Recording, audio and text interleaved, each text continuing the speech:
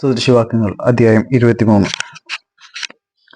നീ അധിപതിയോടുകൂടെ ഭക്ഷണത്തിൽ ഇരിക്കുമ്പോൾ നിന്റെ മുമ്പിലിരിക്കുന്നവൻ ആരെന്ന് കരുതിക്കൊള്ളുക. നീ ഭോജനപ്രിയനാകുന്നുവെങ്കിൽ നിന്റെ തൊണ്ടയ്ക്ക് ഒരു കത്തി വെച്ചു കൊടുക്കുക. അവന്റെ സ്വാദ് ഭോജ്യങ്ങളെ കുതിക്കരുത്, അവ വഞ്ചിക്കുന്ന ഭോജനമല്ലോ. ധനവാനാകേണ്ടതിന് പണിപ്പെടരുത്, അതിനായുള്ള ബുദ്ധി വിട്ടുകളക. നിന്റെ ദൃഷ്ടി ധനത്തിന്മേൽ പതിക്കുന്ന എന്തിന്, അതില്ലാതെയായി പോകുമല്ലോ. കഴുകൻ ആകാശത്തേക്കെന്ന പോലെ അത് ചിറകെടുത്ത് പറന്നു കളയും.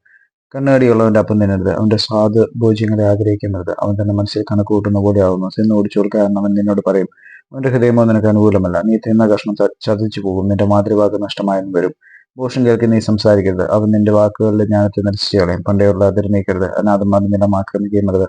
അവരുടെ പ്രതികാരകം ബലവാനല്ലോ, അവർക്ക് നിന്നോടുള്ള വ്യവഹാരം അവൻ നടത്തും. നിന്റെ ഹൃദയം പ്രബോധകത്തിന്, നിന്റെ ചെവി പരിജ്ഞാനവചനങ്ങൾക്ക് സമർപ്പിക്കുക. ബാലന് ശിക്ഷ കൊടുക്കാതിരിക്കരുത്, വടികൊണ്ടടിച്ച് അവൻ ചത്തുപോകുകയില്ല. വടികൊണ്ട് അവനെ അടിക്കുന്നതിനാൽ നീ അവന്റെ പ്രാണനെ പാതാളത്തിൽ നിന്ന് പിടിക്കും. മകനെ, നിന്റെ ഹൃദയം ജ്ഞാനത്തെ പഠിച്ച എന്റെ ഹൃദയവും സന്തോഷിക്കും. നിന്റെ അതരം നേർ സംസാരിച്ച എന്റെ അന്തരംഗങ്ങൾ ആനന്ദിക്കും. നിന്റെ ഹൃദയം പാപികളോട് അസൂയപ്പെടരുത്, നീ എല്ലായ്പ്പോഴും യഹോവയ്ക്കോടിരിക്കുക. ഒരു പ്രതിഫലം ഉണ്ടാകും നിശ്ചയം, നിന്റെ പ്രത്യാശയ്ക്ക് ഭംഗം വരികയുമില്ല. മകനെ, കേട്ട് ജ്ഞാനം പഠിക്കുക, നിന്റെ ഹൃദയത്തിൽ നേർവഴി നടത്തിക്കൊള്ളുക. നീ വീഞ്ഞു കുടിക്കുന്നവരുടെ കൂട്ടത്തിലും മാംസഭോജന പ്രിയരുടെ ഇടയിൽ മരിക്കരുത്. കുടിയനും അതിപക്ഷനും ദരിദ്രരായിത്തീരും, നിദ്രാളിത്തം പഴുന്നതിനൊടുക്കുമാറാക്കും. നിന്നെ ജനിപ്പിച്ച അപ്പന്റെ വാക്കുകൾക്ക് നിന്റെ അമ്മ വൃദ്ധയായിരിക്കുമ്പോൾ അവളെ നിന്ദിക്കരുത്.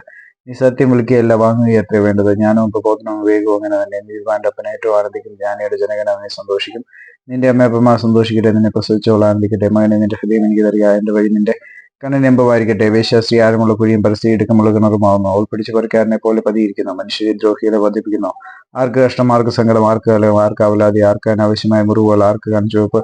വീഞ്ഞു കുടിച്ചുകൊണ്ട് നേരം വഹിക്കുന്നവർക്കും മദ്യം രുചി നോക്കുവാൻ പോകുന്നവർക്കും തന്നെ. വീഞ്ഞു ചുവന്ന പാത്രത്തിൽ തിളങ്ങുന്നു, രസമായി ഇറക്കുന്നത് നീ നോക്കരുത്. ഒടുക്കാതെ സർപ്പം പോലെ കടിക്കും, അണലി പോലെ കൊത്തും. നിന്റെ കണ്ണ് പരസ്ത്രീകളെ നോക്കും, നിന്റെ ഹൃദയം വക്രത പറയും. നീ നടുക്കട്ടിൽ ശയിക്കുന്നവനെ പോലെയും പാമരത്തിന്റെ മുകളിൽ ഉറങ്ങുന്നവനെ പോലെയും ആകും. അവർ എന്നെ അടിച്ചു, എനിക്ക് നൊന്തില്ല. അവർ എന്നെ തല്ലി, ഞാൻ അറിഞ്ഞതുമില്ല. ഞാൻ എപ്പോൾ ഉണരും, ഞാൻ ഇനിയും അത് എന്നെ തേടും എന്ന് നീ പറയും.